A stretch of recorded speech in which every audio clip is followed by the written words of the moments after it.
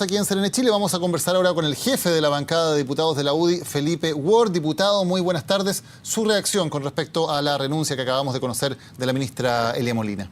Buenas tardes, Daniel. Bueno, yo creo que la ministra no tenía otra.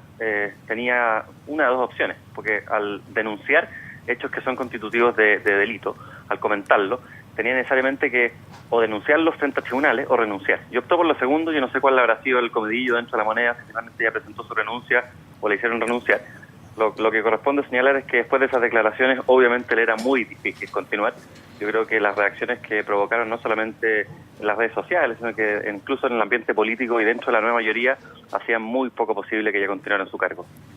Diputado, ¿cómo entiende usted la decisión del gobierno? Porque en otros casos, recordábamos recién lo del embajador en Uruguay, Eduardo Contreras, hubo declaraciones desafortunadas que finalmente se saldaron con una excusa. En este caso no es suficiente la excusa. ¿Qué cambia en ambos casos? ¿Qué es diferente que el gobierno toma una decisión distinta y se saca del cargo finalmente a la ministra de Salud?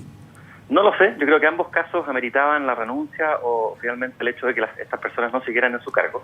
No se hizo con el caso del embajador, sí se hizo ahora en el caso de la ministra. Yo creo que no hay mucha diferencia. Ambas declaraciones son tremendamente desafortunadas, tremendamente infundadas, no respaldadas ni siquiera por la Presidenta de la República. Y yo tengo la impresión que aquí pesa también el hecho de que la ministra estaba con tarjeta amarilla. Yo creo que estaba tambaleando hace bastante tiempo. Si hay cambio de gabinete o si había cambio de gabinete o si habrá cambio de gabinete en marzo, ella una de las candidatas para salir.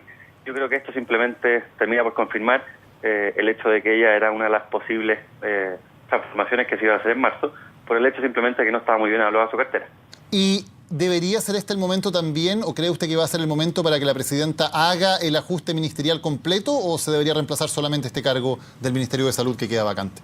Es tan difícil determinar eso, Daniel. Estas cosas cambian todos los días, hay mucho dinamismo en política, pero obviamente creo que este momento se puede aprovechar. Si yo estuviera dentro de las personas que asesoran a la presidenta, creo que la aconsejaría aprovechar esta oportunidad. Obviamente que este es un remesón para el gobierno, el primer ministro que deja su cargo, la primera ministra que deja su cargo, totalmente en forma justificada.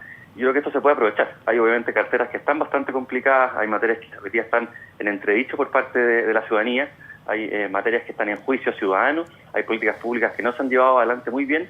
Yo creo que más allá de debatir, por supuesto, el tema de fondo, escuchaba recién al diputado Marco Antonio Núñez, hemos debatido en privado y en público y conozco y respeto su postura, pero más allá de debatir el tema de fondo en relación con el aborto, creo que lo que corresponde políticamente es dar la oportunidad de que verdaderamente se solucionen problemas que se están dando en varias carteras y salud no es la única. Diputado, más allá de la forma, de las palabras que escoge la ministra de Salud, el fondo de lo que ella dice, el fondo de lo que ella denuncia, ¿es verdad? Mire, si es verdad, es tremendamente grave. Yo creo que al no ser capaz ella de sustentarlo, simplemente opta por renunciar. Le decía al principio, o denunciaba o renunciaba. Creo que no tenía el sustento suficiente para ir a tribunales, para ir a fiscalía y presentar los antecedentes que justificaban lo que ella estaba comentando, y optó por renunciar. Obviamente que si alguien está en condiciones, y creo que algunas autoridades a través de redes sociales o algunos personeros de la nueva mayoría han respaldado lo que ha señalado la ministra, la ex ministra a esta altura, por ejemplo, el director del Instituto Nacional de la Juventud, bueno, lo que corresponde es que lo denuncien ante tribunales. Son hechos tremendamente graves, y si verdaderamente tienen sustento y hay personas que son capaces de comprobar que esto ocurre en el sector privado o en ciertas y determinadas clínicas, tiene que denunciarlo. De lo contrario corresponde que pida perdón. Ahora, diputado, me parece que hay consenso en decir que, bueno, en primer lugar, evidentemente, se producen abortos en Chile, que son abortos ilegales. La discusión está en si esos abortos se producen o no en clínicas privadas o en hospitales públicos. ¿Qué antecedentes tiene usted? ¿Se producen efectivamente abortos en algunas clínicas privadas o en hospitales públicos, o todos los abortos en Chile son fuera de esos recintos? No tengo ningún antecedente para poder sustentar, Daniel, una afirmación que tenga relación con lo que ocurre en clínicas privadas o en el sector público. Yo considero, y en la OI consideramos que el aborto es un delito, nunca un derecho. Creo que este es un debate que corresponde tengamos con altura de miras, con respeto y partiendo de la base que obviamente que es legítimo que cada uno tenga su parecer, siempre y cuando seamos capaces de sostener nuestras posturas con legitimidad y con mucha tranquilidad. Creo que el respeto en este caso es fundamental, pero frente a la pregunta que usted señala, yo por lo menos no tengo ningún antecedente de que esto ocurra de forma legal, de forma escondida, en el sector público o en el sector privado. ¿Hay desigualdad en cuanto a la posibilidad de que personas de distintos estratos socioeconómicos se realicen abortos, pero en algunos casos son abortos que se hacen en condiciones de seguridad, en condiciones higiénicas y sanitarias aceptables, y en otros casos, en cambio, se hacen en condiciones inseguras desde el punto de vista médico? Esta es una de las maneras de argumentar que debería, al menos las personas que sostienen que el aborto debería ser un derecho, argumentan a través de ese fundamento que al existir esta discriminación, esta desigualdad, corresponde que se iguale y finalmente se entregue el acceso a abortar, por decirlo de alguna manera, a todas las personas. Yo creo que el aborto nunca es la solución. Obviamente que hay casos como los que recién expresaba y comentaba el diputado Marco Antonio Núñez, que son tremendamente graves, que son totalmente complicados para las familias y para las personas que obviamente son víctimas de este tipo de situaciones. Pero yo por lo menos considero que el aborto nunca es la solución y el ocupar este argumento de que finalmente hay que darle acceso a todos por este crimen que ocurre, creo que no es suficiente. Más allá de que de su postura, que nos queda muy clara, diputado, le estoy preguntando más bien por lo que ocurre en la realidad. ¿Hay un distinto acceso a realizarse abortos en condiciones seguras dependiendo del estrato socioeconómico al que pertenezca la mujer?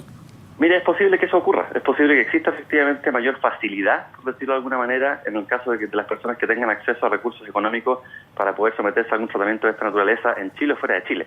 Pero creo que eso de ninguna manera puede llegar a ser un fundamento para sustentar una tesis en favor de que el aborto debería ser un derecho y nunca un delito. Nosotros pensamos que es un delito y creo que en el Congreso por lo menos existe consenso o mayoría amplia en torno a que es un delito y no debe ser un derecho.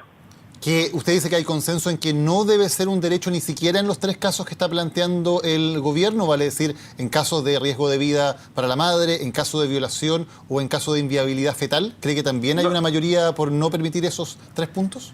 No lo sé y creo que lo vamos a resolver prontamente porque este proyecto de ley se va a poner en discusión. Creo que es una discusión legítima que, insisto, si se analiza con altura de miras, va a permitir sincerar muchas posiciones.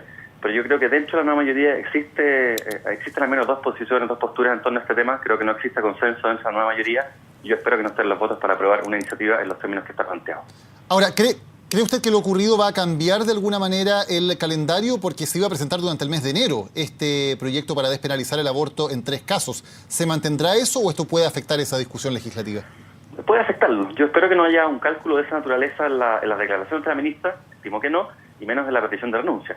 Pero obviamente que la forma en que plantea este debate y la lucha de clases que pretende instalar a través de estas expresiones de clínicas cuicas o familias conservadoras no aporta al debate, y si esta es una manera de solucionar el problema o de intentar acelerar la discusión del proyecto de ley, creo que es la más inadecuada. Diputado Felipe Ward, jefe de bancada de la UDI, muchas gracias por haber conversado esta tarde con CNN Chile. Muy buenas tardes. Gracias a tener, buenas tardes.